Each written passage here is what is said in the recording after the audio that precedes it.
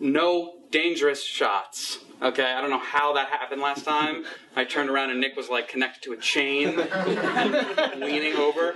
Let's try to keep everybody safe. After we had lunch last time, everybody kind of was really drained out. Try to avoid that after lunch fatigue as best you can, all right? Okay, that's all I got. Let's go to work. All right, turn your phones on vibrate and preferably vibrate and off. Vibrate and off. Vibrate and off.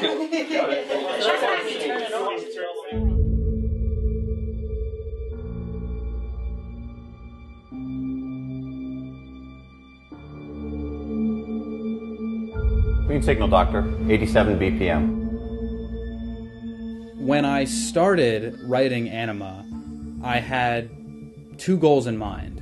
I was inspired by the old television series Columbo, and I was always so impressed by how driven the villains were of those stories, how committed they were to achieving their goal. So I wanted to tell a story where my protagonist was extremely driven, so much to the point where he would sooner die than fail in whatever he wanted to accomplish. My second goal was to incorporate some kind of philosophical backdrop that was kind of a human universal, something that related to everybody. The idea of wondering what happens when we die is kind of this, something we all think about. It's a very private thing, even though it's something we all share. And I just felt like that was a really interesting path to take. When we were going through the pre-production process, I was helping pick out pieces of the script and figure out what we need and who we need to get those pieces accomplished for production. Whatever we could conceptualize on our own before we'd have to bring in others. We felt that the more pre-production you can do now, you'll save so much more time during production and post-production.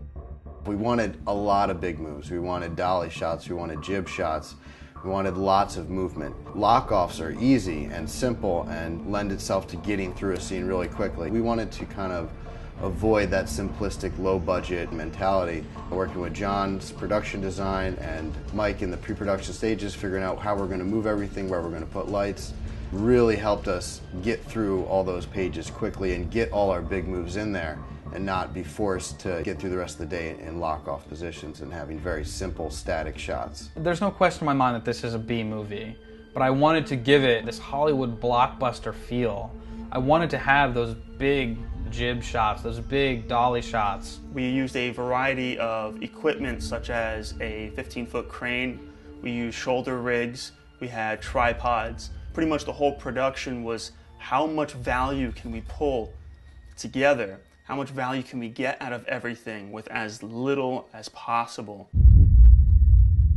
The first day of production is always very nerve-wracking because you spend all this time in pre-production kind of going over how you want things to work out.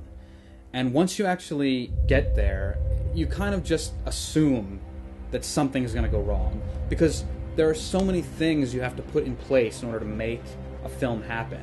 And there's just no way everything can work out. It was a fun time. It was the first day. Everyone got together to shoot. Everyone always has those, like, that pre-game jitters. We're all excited to come together and start crafting this film from the ground up. It was a very simple shoot. It was a very simple set. And it just kind of set the tone for the rest of the production. We got to know each other. The majority of the core crew will be working together regularly, so it built a lot of relationships and chemistry right in the beginning that really set the pace for the rest of the days of production. The second day of production, things got a little bit more complicated. We had 3 really major long dolly shots that we needed to accomplish. One was when Warren Harris is being escorted by the guards.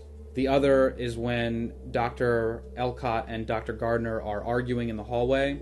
And the other one is when Dr. Elcott is walking down the long corridor in the science lab.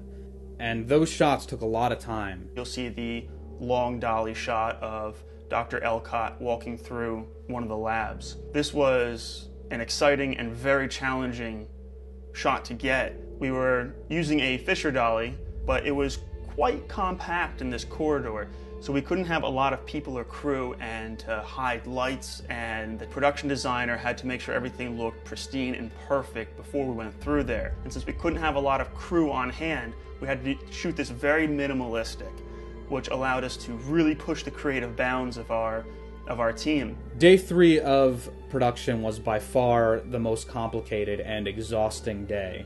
We had the largest crew and the most cast members on set, and it was also our longest list of shots that we needed to gather. Day 3 was a very exciting day. It premiered the, for lack of better terms, the death chair. So this was definitely an example where the chair came, the talent did their thing, and the crew was able to pull together and really make everything look beautiful and run as smooth as possible. Day 4 of production was interesting in the sense that I was really worried about whether or not the viewer would be able to understand exactly what was going on.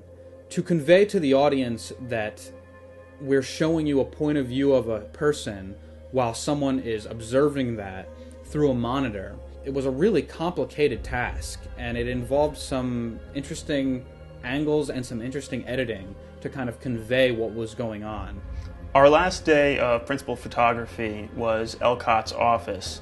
That was an extremely small and cramped location, so we took out as much of the actual office as possible and had the production designer replace it with set pieces. Then we had the talent rehearse their scenes while the lighting was being set up and the cameras were getting ready to roll. Once everyone was comfortable and we were ready to start going, all non-essential personnel was pulled out, and in this tiny little space they were able to capture as much of the raw emotion as possible. I risked my career trying to find an answer to a question that every man and woman has asked themselves. Don't you dare call me selfish! I'm a scientist! I look for answers! That's what I do! This was a great production. We had a great production team, the producers, the executive producers, the whole crew as a whole.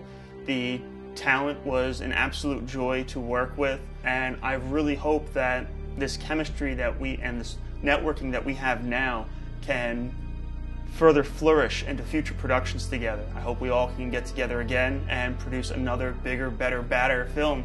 I wanted Anima to have that elusive, professional Hollywood feel that I have yet to really fully create. That was really my main goal in making this film. It had to feel real. It couldn't feel amateur. It had to feel like a real production. It had to feel like a real movie. And even though I recognize that Anima is a B movie, it is a step up for me, and it will remain a milestone in terms of where I've come from and where I'm going.